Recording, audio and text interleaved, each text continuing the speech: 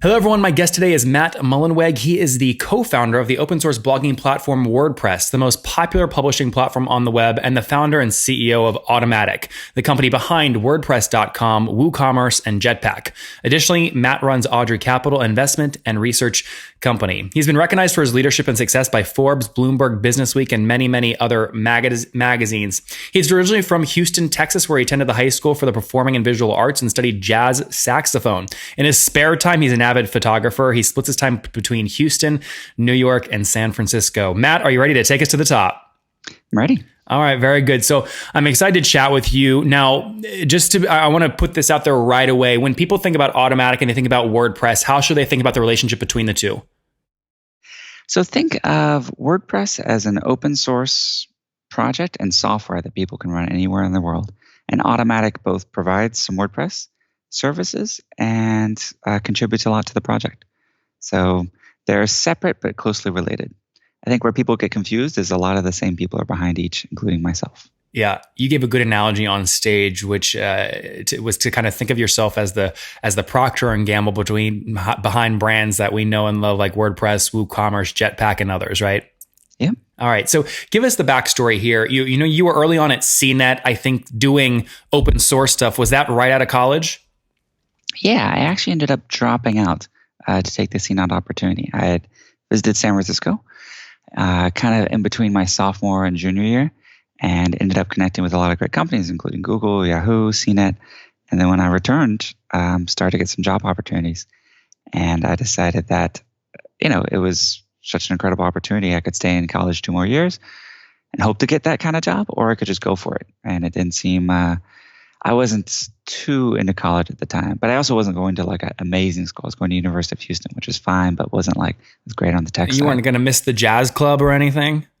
That's actually the thing that probably got the worst after I moved, because in Houston, I've been playing jazz since elementary school. So I'm playing saxophone since elementary school. So I had very deep connections to all the groups here, and I would actually gig. I would generate a good chunk of my income from playing around town. Then when I moved to San Francisco, that totally stopped. What corner was your favorite in Houston? Where'd you get the best tippers? I think I only bussed maybe once or twice. Normally I would play like big band gigs, or played in coffee shops a few times, like mostly just stuff with friends around town. But the big band ones were the best because they were often union gigs. So you'd get kind of like an actual paycheck in the mail. That's pretty cool. Guys listening, if you don't know, obviously, WordPress, we'll learn more about it today. But also with Matt, we're going to touch a bit on his new project, Gutenberg, which was released earlier this year as part of WordPress. He also did some early investments in BitPay and Coinbase back in 2013 before it was, hot and cool and doing what it's doing today. He then left and returned as CEO of Automattic, which I want to talk about kind of how he did that. And then also in 2007, he made I don't know how to describe it, but he made an important decision to turn down an acquisition offer, which I think there's probably some lessons there that I'd love to chat about. So Matt, take us back to year one. When did you launch WordPress? WordPress started in 2003. And that was what you kind of turned, you had other opportunities on the table. Why decide to go do your own thing? Oh, well, WordPress was really just like a hobby. And it was something I was doing kind of nights and weekends, or instead of my schoolwork, which was frequently. And it wasn't until about a year after that is when I took the job at CNET, and a year after that is when I started Automattic. So starting of Automattic in 2005 was more where there were different opportunities, including continuing at my CNET gig, and decided to really dive in on a startup.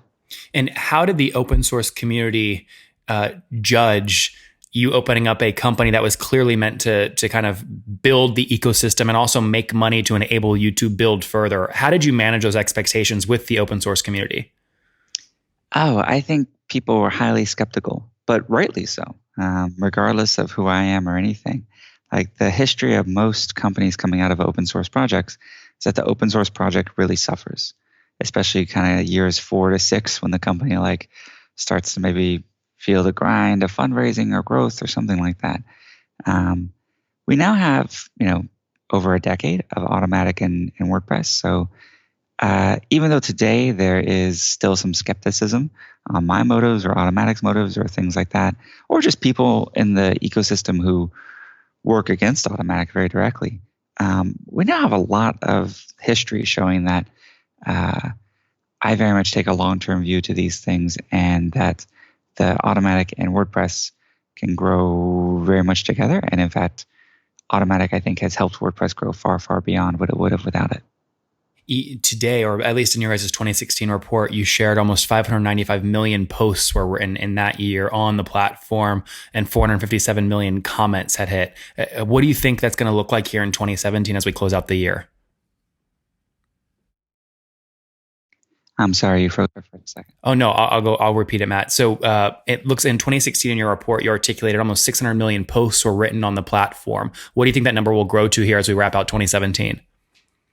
Oh, I don't know. I don't follow the number of posts super closely, simply because it can be kind of it's a good vanity metric. So I'm glad that you picked it up. But it's not necessarily vanity, right? I mean, a lot of people will lead interviews or questions like this with revenue numbers, but revenue can lie if people aren't addicted to your platform. So I like to lead with usage-based questions, and really the post is a good one for you.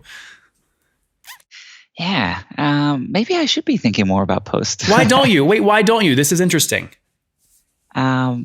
Well, I think because, what we're trying to do is get more people blogging, not necessarily more posts. The post numbers can get kind of thrown off a lot by, kind of the outliers, or major publications, which use WordPress quite a bit. Or I think we take this out of the number you just quoted, but some of the numbers I look at internally, like when people import, like let's say people are leaving Tumblr, which is actually a pretty popular one to leave these days. You like leading, you like that story, don't you? No, it's actually a little sad because Tumblr is a very vibrant platform. Yeah. We're getting a lot of imports. And so someone might import like 10 years of Tumblr post into their WordPress. So those can throw off some of the posting numbers. So a lot of what I'm looking at right now is kind of the monthly active users. So weekly, and that ratio to weekly and daily. And then another thing I'm thinking about a lot is that ratio to our mobile active users, so people using WordPress on the apps. And I guess I'm thinking about posts from the point of view of Gutenberg, which I know you wanted to talk about a little bit later. But with Gutenberg, it's not so much we're trying to get people to create more posts, although hopefully that's a good side effect. It's that we really want them to be able to realize in their post and pages, really rich layouts in their imagination. But right now, people are still kind of in that kind of more text blogging mode, and we want to take that to the next level. I don't know if I'm misquoting you on this, so correct me. But was the New York Times piece, the Snowfall piece, written on WordPress? Oh, I don't think it was. I think that came out of their one of their custom dev teams. Got it. I wasn't sure. Now, are they part of your VIP? Yeah, they are a VIP, and that's kind of the idea. Is that what New York Times spent probably tens of thousands of dollars to do a few years ago, we'll be able to enable anyone with WordPress and Gutenberg to do just kind of out of the box. Of course, the hard part is writing the story. It's not the layout. But I'm fine with that being the hard part. Right now, both parts are hard. Now, Matt, I have a lot of cold-hearted capitalists that listen to this, along with a lot of developers, but I don't want to lose my capitalists. So I have to ask the question. You're a guy that just seems hyper-focused, and we'll talk about what happened in 2007 or 2005 here in a second. But talk money to me for a second. How do you guys make money? So we are, vast majority, 98, 99% subscription business. So the three main things people subscribe to are WordPress.com, which is hosting for WordPress, and Jetpack, which is services for WordPress if you host it someplace else, like could be Bluehost or GoDaddy or Rackspace or anywhere. And then finally, WooCommerce, which is our e-commerce platform. And so that's people who build stores, listings, they sell digital goods, physical goods, or just take bookings like for salons and stuff. People use it for all sorts of e-commerce. So between those three, we have kind of products you can subscribe to at each. And that's really the main driver of the business for Automattic. And are these are all kind of their own SaaS business? You have kind of ARPUs, or is the WooCommerce one also take a transaction fee, or are they all just pure SaaS plays? So WordPress.com is pure SaaS. Jetpack is also SaaS, but there's some software you run yourself. And WooCommerce is much more of like you're buying software and it's a long-term support model. Mm-hmm. So there's a little bit of SaaS there, but it's mostly more of like selling software. Yep. And then Tony, who we'll get to kind of Tony, and I'm really interested in the story of how you kind of left and then came back and did some kind of investing in the middle. But Tony, who was the CEO running Automattic or WordPress for a while, shared in an interview that you guys, I believe it was in 2012 or 2014, you guys passed, I think, 45 million in revenue. One of the reasons I'm intrigued to be talking to you right now is I recently, 2 days ago, talked with Ryan Smith, who was the Qualtrics CEO, and they just raised a big round of funding and very directly said, we will be IPOing. All the messaging around your announcement on the latest round of funding was, we're doing this specifically to stay private. And so I want to dive more into that with the following question. We'll build up to it. But you got an offer in 2005, I believe, for $200 million, and or at least it was speculated, right? Get me into your brain at that point. I mean, this is a guy where in college you were playing jazz on corners, enjoying yourself, making some money. Where was your headspace in that moment to turn down that offer and also try and rationalize it with yourself? I think we've talked a bit about that publicly. It was 2008. So it was about 2 years into Automattic, 2.5 years. And it was a $200 million offer? It was of that magnitude, yeah. And the company at the time was also really small, like 20 or 25 people. Can you share revenue that year? I would call it negligible. Okay. So it wasn't really a revenue multiple. Less than 5 million?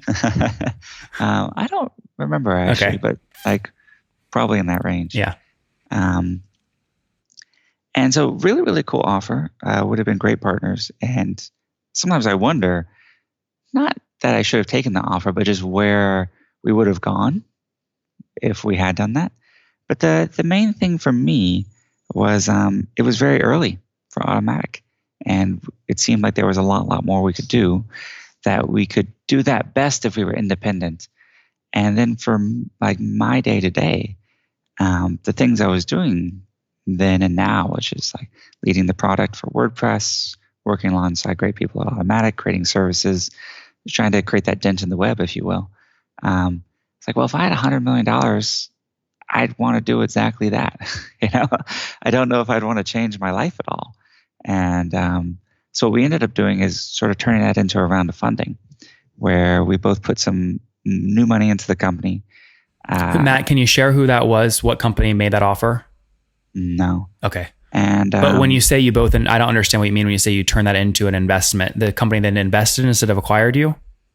No. So, it's very common when you get an acquisition offer, it sets a value for the company. And so you can use that to go back to your investors and say, hey, if I'm not going to sell, why don't you invest at this value? So we were able to do a round at like a 200 million valuation. And that was New York Times actually joined that. Oh, great. And it was largely our existing investors. So all of our existing investors kind of re-upped. And we did do a secondary part of that round. So they bought some stock from existing folks, including myself, which, I would say is good for founders by taking a little bit of money off the table. I was certainly in a place that I didn't really need to think about money again. And that allowed me to focus on the company, not worry about any of that stuff. And Wait, really Matt, try sorry. to build it to be as large as possible. How did you get your brain to that point? So you launched in 2005. When was kind of that moment money-wise for you where that wasn't a motivating factor for you anymore? How did you make money from that quickly? I think there was both some of the early revenue in Automattic so for better or worse, from a pretty young age, from when I was like 22 or 23, I had a lot of confidence in not having to pay the bills. And then I don't remember exactly when so 28, I would have been 24, I guess. That was more where it was like, okay, I could retire if I wanted to. But retire, you wouldn't. I don't think I ever will. Got it. Okay, so you turn that into investment, and then update us today. How much total have you raised? I think total at this point we've raised around 200 in primary and about another 150 in secondary. So somewhere around 350 total. Got it. And I think that last one was May 5th, 2017, right? Around there? 20, that would be this year. I think our last round was in 2014. 14. Got it. I'm glad I got clarification on that. And then no worries. I was like, wait, did we raise money this year? Yeah, surprise. Yeah. Okay, that makes a lot of sense. So, and Again, I'm curious to understand, in the press, messaging wise, you were very clear. You were not raising this capital to go public. You were raising it to stay private. Why be so clear with that message? That's a good question. I think, well, it was 3 years ago. So if we were promising to go public, we would have been wrong. I think the main thing, it was $160 million, which is the size of many IPOs.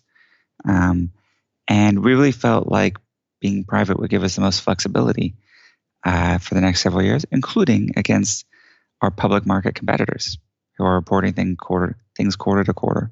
And while they have access to the public capital markets, which is great, I think you lose a little bit of your ability, except for very few companies, to make really long-term strategic bets.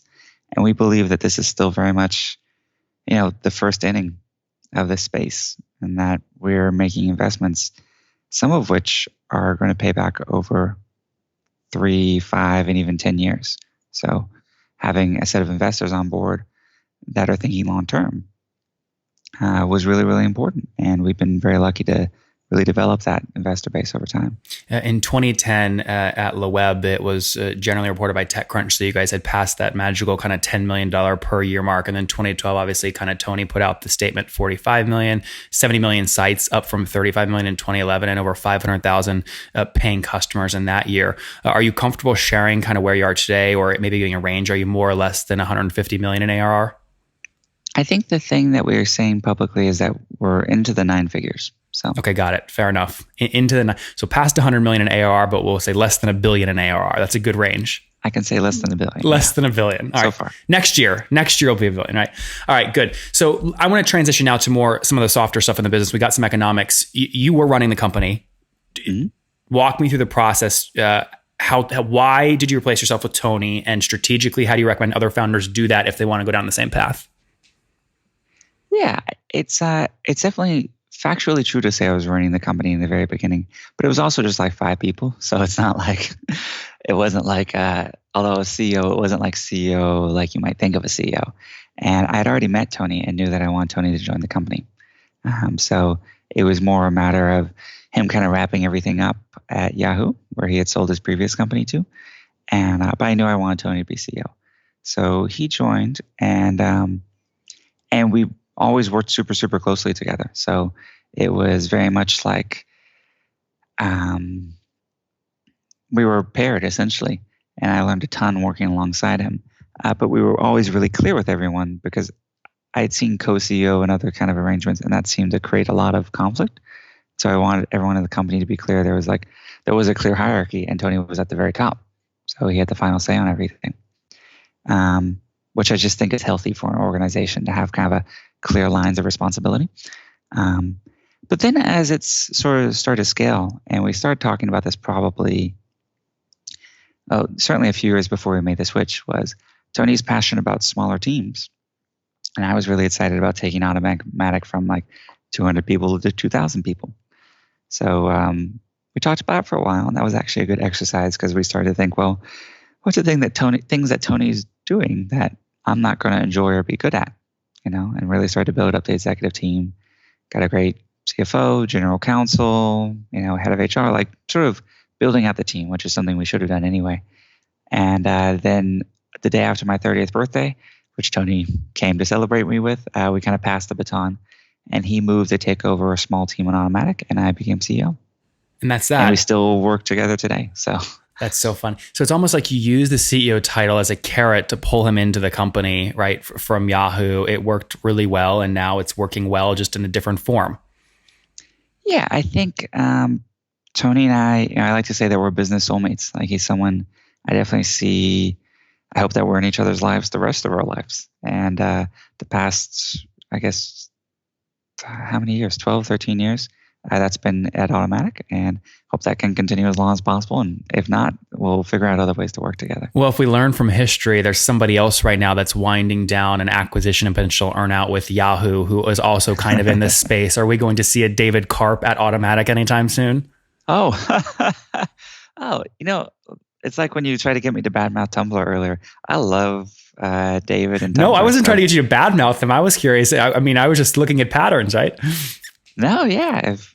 wanted to work with, yeah, David would be great to work with. He's a really brilliant product person and just a generally nice guy. Switching modes here, building things internally to acquiring them. We'll talk quickly about acquisitions and then wrap up with Gutenberg. You made an acquisition, obviously, of WooCommerce back in 2015. I believe it was for $30 million. Why didn't you buy WP Engine before they did their 2015 round and got way more expensive? Because you got in early in 2011 there.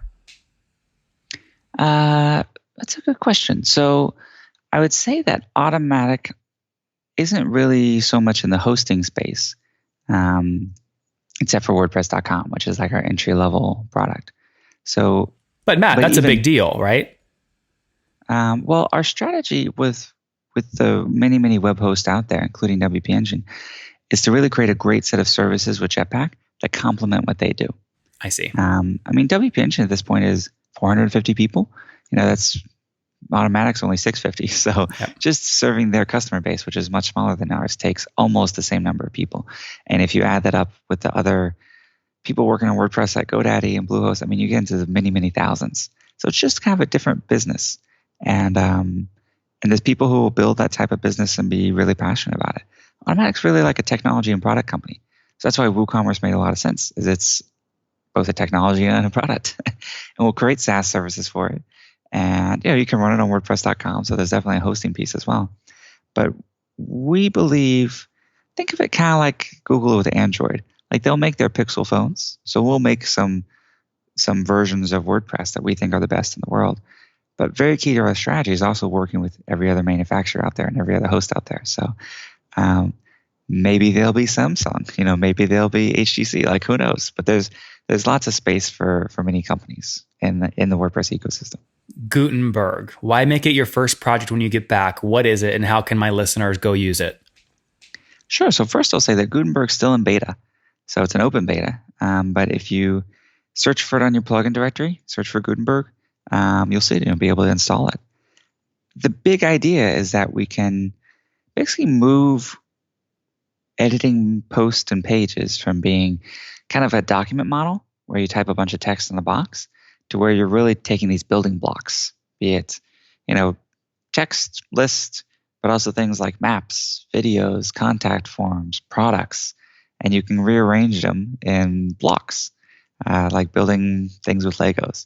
So this is how the best websites and the best layouts and everything work. And we just wanted to make something core of WordPress that really made it easy for everyone to do this. Changing the editor, since that's really in many ways the heart of WordPress, is by far the most controversial thing you can do and the hardest, because lots of people are very used to how WordPress has worked for the past 14 years. And there's lots of opinions on it. And it's also just technically difficult, like what we're building, to build it in a way that works for the, many tens of millions of WordPress sites out there. It's just tough. It's much harder than doing it in a plugin. So that's part of why we decided to tackle it. Was WordPress has a great set of developers, has had a great set of leaders of the different releases over the many years, particularly Helen Husandi, who's been like super incredible. But for this, I was like, well, let's tackle the very, very hardest thing. Go for it all. Core, it's definitely a stretch, both leading core and running Automattic, the company, because both are basically full-time jobs. But by working with great folks on both sides, I'm able to have a foot in both. And, my hope is once we get some of these really, really big, hard things out of the way, that will set up WordPress for kind of the next decade of what's going to happen with it.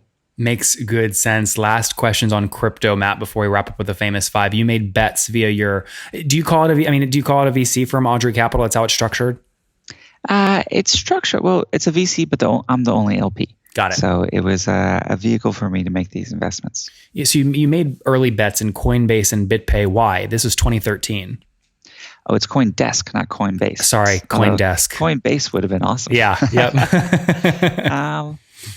I, as a believer in open source, as a believer in distributed nature of the web, Bitcoin from very early days was very interesting to me.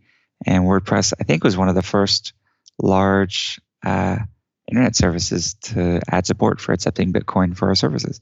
At the time, Bitcoin was about $12. And the Bitcoin magazine was edited by the guy who later would found Ethereum. So he wrote the cover. There's a big cover article with the WordPress Anthony logo. Delurio? Vitalik. I always mess up his name. Vitalik. Yeah. That's too funny. So yeah, he was the editor of that magazine, which is again really funny. Wow. It's been an interesting space. I think that right now we're in some ways a little bit disconnected from the fundamentals because it's become essentially like a new commodity. Speculation. Fight to safety, hedge against, inflation and central banks printing money. There's capital flight from restrictive regimes like China. Like there's just a lot of stuff being glommed onto Bitcoin, which is interesting and fun. And that's kind of the cool part about open distributed systems is they get used in ways you would have never anticipated. But I'm not, my full-time job is not speculating or investing in these things. So I sold the vast majority of what I have and over the years, and now just keep a bit just for fun to keep an eye on it. Some skin in the game. Keep yourself up to date with what's going on, right? Yeah. All right, Matt, let's wrap up here with the famous 5. Number 1, what's your favorite business book if you have one? So actually I see one behind you. Which I'm one? reading. So Principles by Ray Dalio. Funny story about this. I don't know if you can see, I don't know how clear it is, but there's actually like two copies up here because I just did it. I'm blessed. Portfolio just did a big deal with me, and they also publish. My agent also did this book with awesome. Ray. So I loved it so much I bought it, and then I get a hand signed copy from Ray 2 days after. Right. So what do you think? Do you like it? That's amazing. I'm not done with it, so I won't call it my favorite book. But I would say I would highly recommend it to everyone listening. It's not a blueprint, right? You shouldn't take it whole cloth and apply it. And in fact, he says that. But it's so fascinating to really get into the mind of this guy, Ray Dalio, who's created, far and beyond the sort of Bridgewater financial stuff, just a really interesting organization.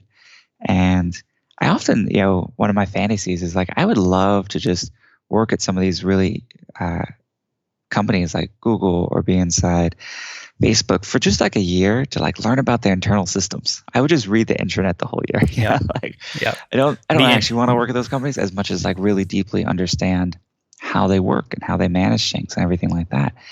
And he really kind of opens the playbook for how they do it.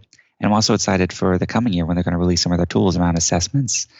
And I think he's going to release a coaching app and a few things he talks about, like internal tools they developed at Bridgewater. It's actually been something Automattic's always been good about in the past and trying to be better about in the future. And that we work in a unique way, and we want to open source and release a lot of the tools that we use to be one of the larger, totally distributed companies in the world. Coordinate across time zones, across 650 people in like 62 countries. You're fully remote. We didn't touch on this, but fully remote team. And I really believe that's the future of work. And I also believe that the tools aren't that good yet. So that's why we've had to develop a lot of our own. Other than that, I'll say 2 more books. I know you asked for one. That's okay. Well, we'll just make this the big question. That's going to be good. I loved Black Swan by Nassim Taleb. And I'll do 2 more recommendations. Final penultimate business book is one called The Halo Effect, which basically talks about how to skeptically read other business books. So it's actually a good foundational one. Particularly tech press and some of the industry books, some of which are really good, like that recent Brad Stone one on Uber and Airbnb. You also have to remember that these are very much colored by how well or poorly the company is doing at the time. So, they've got to sell copies. I read a really good book on, I think it was called Losing the Signal on BlackBerry, the rise and fall of BlackBerry.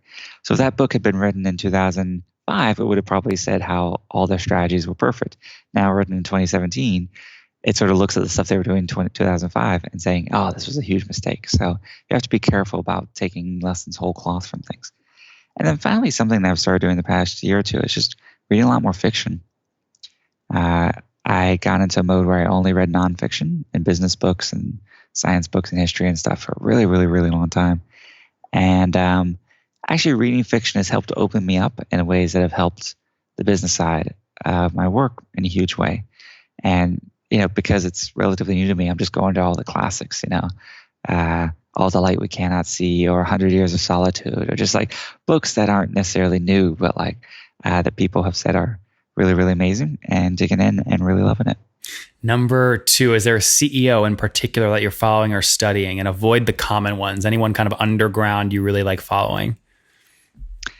I'll go super underground and talk about a company I just joined the board of, which is GitLab. And so the CEO there, Sid, they're also a fully distributed company. But I would say they take some of the things that Automattic does even to a further degree. They're smaller, they're kind of sub 200, but that's also still pretty large already.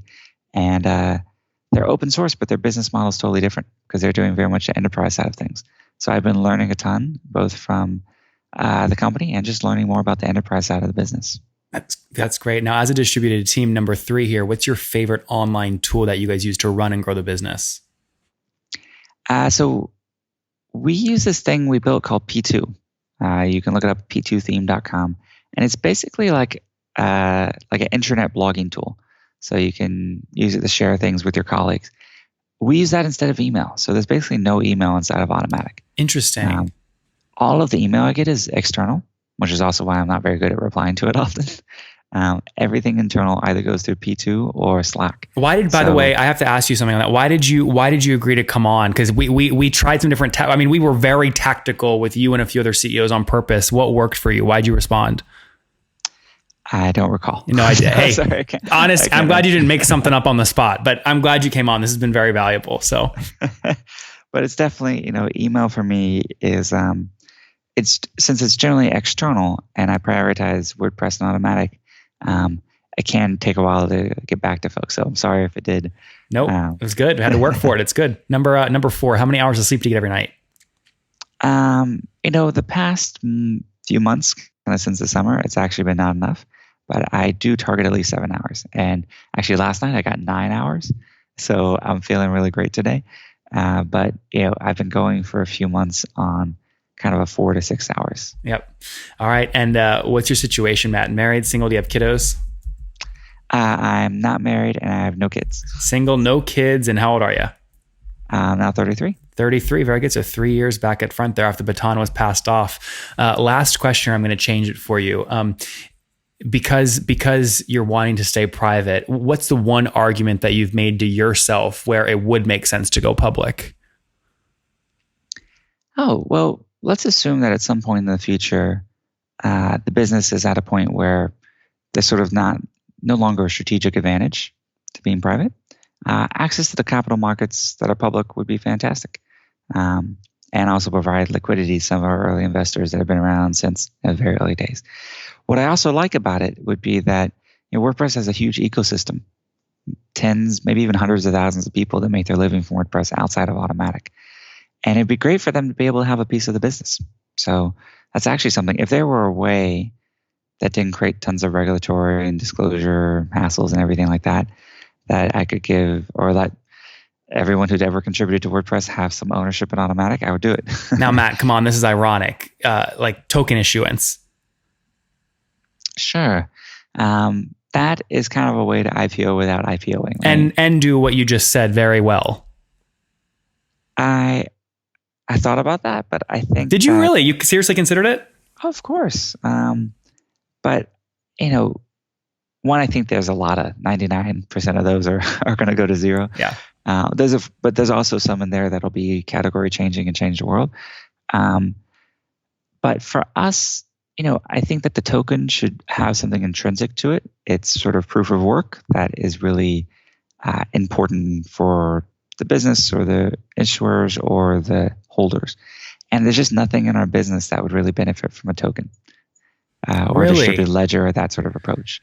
You could definitely shoehorn something or like make a stretch, but it's not something I would personally feel good about. And, it's always been very, very important to me that anytime I've taken someone else's money for something, whether that's as an investment or as a customer, that they're buying something, one of our products, I want to feel that I'm giving them something that I really believe in, that I believe in for the long term, so for decades to come, and that we're proud of. So haven't had that idea for So for a token yet. It's fairly safe to say no token issuance for you and no IPO in the next 12 months. You're going to keep building, stay internal focused, and go from there. Yeah, either would be a big surprise to me. Yeah, there you go. Fair enough. Guys, there you have it from Matt, again, founder of WordPress and then Automattic back in 2005. Then in 2008, turned down a big offer, $200 million, used that smartly to create competition. The value was set on the company, raised capital. They've since raised $317 million total. Obviously, some of that combined into some secondary rounds as well. Healthy valuation, made smart acquisitions in the form of WooCommerce, also built things themselves like Jetpack, doing well, making money through subscriptions to their hosting provider, also their VIP plan. Again, well past $100 million now in revenue. Matt, thank you so much for spending time with us. Thanks for taking us to the top. No problem.